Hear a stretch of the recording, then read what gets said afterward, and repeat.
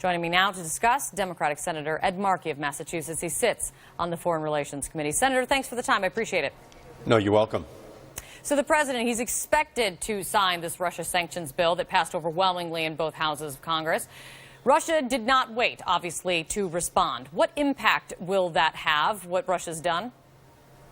Well, obviously, what Putin has decided to do is to retaliate against the United States. But the important thing about these new sanctions, which the United States Congress passed over the objection of Donald Trump, although it looks like he's going to sign the bill, is to escalate this battle between the United States and with Russia. We are trying to make it very clear to Russia that we will never again stand silent while Russia seeks to interfere with our elections. That we want Russia to understand that they're going to pay a price for a violation of the Intermediate Nuclear Force Treaty, which they are in violation of right now. That we need their cooperation in Syria far beyond the limited cooperation they're giving us right now, and we need their cooperation in dealing with the North Korean crisis. None of this substantially is happening right now between the United States and Russia. So our new sanctions say this is what we need. Putin is retaliating, but ultimately that's the only language he understands. We have to have toughness responding to toughness. Okay, if toughness responds to toughness, do you think President Trump will respond to now Vladimir Putin's response? Well, again, we're trying to help President Trump have a reality check.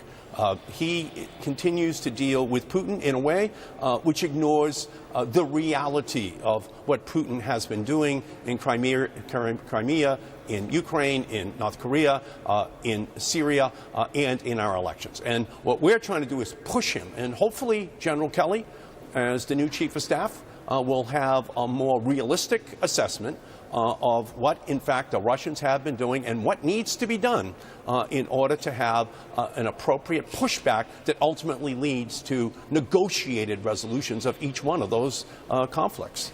You mentioned North Korea earlier. Following the North Korean missile test over the weekend, President Trump, he put out this statement, it hit China, basically, in response to it. He wrote, "I'm very disappointed in China," and he also said, "They do nothing for us with North Korea, just talk. We will no longer allow this to continue." That was over the weekend. And then the president said this just this morning in his cabinet meeting, Senator. Listen. We'll handle North Korea.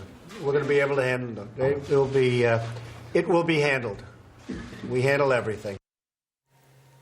It will be handled. And he's pointing the finger at China in that tweet. What does that mean? Are there sanctions against China in the works?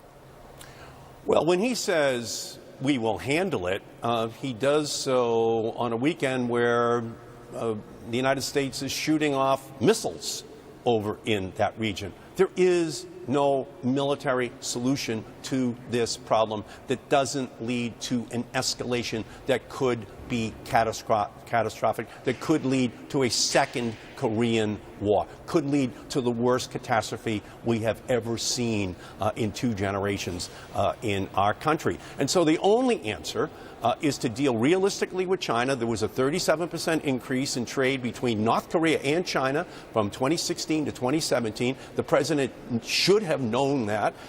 As we deploy our THAAD defense system in South Korea, what has happened is that China has cut off, for all intents and purposes, tourism between South Korea and the Chinese, hurting the very country we're trying to help. And so the president has to get realistic. And that would mean... Do you believe him that he, that they won't, when he said that we will not allow this to continue with regard to China, do you believe that he'll get tough on China and he'll endorse sanctions against China? There is no evidence to convict the president of that sentiment thus far. So far, he has not been tough on the Chinese. In fact, he's resisted the passage of the legislation which we just moved through the Congress, which he does not want to sign. Senator Cory Gardner and I of Colorado have introduced legislation that would be much tougher on China. It would cut off any kind of trade between any company anywhere in the world doing business with North Korea, including the Chinese companies who are doing that business, especially the top 10 Chinese trading companies who are doing that business. We have to get tough, even as we listen to the Chinese, as they ask us to go to the table to talk to the North Koreans so that we can begin to have a negotiation, but we have to do it in the context of tightening the vise-like grip around the Chinese trade with North Korea simultaneously. Let me ask you something a little closer to home at the very moment. Health care. Republicans in Congress, they seem ready to move on from health care after the failure over the last week. But the president does not. He's now threatening to cut off payments to insurers. The payments help benefit low-income Americans, also threatening to cut off payments for insurance for members of Congress and their staff. I just spoke with former Senator Rick Santorum, and he said that what he's seeing from the president, it could be a good scare tactic to get folks back to the table. Do you agree? What would this do?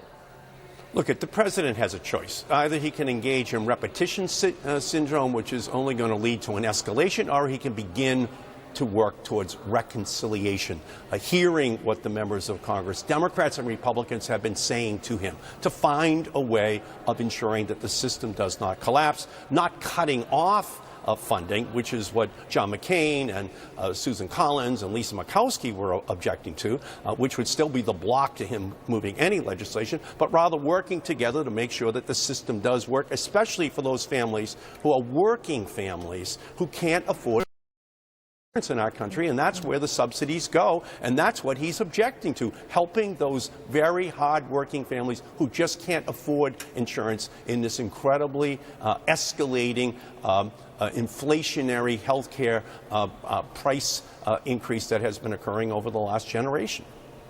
Senator Ed Markey, thanks for the time. I appreciate it. Thank you. You're welcome.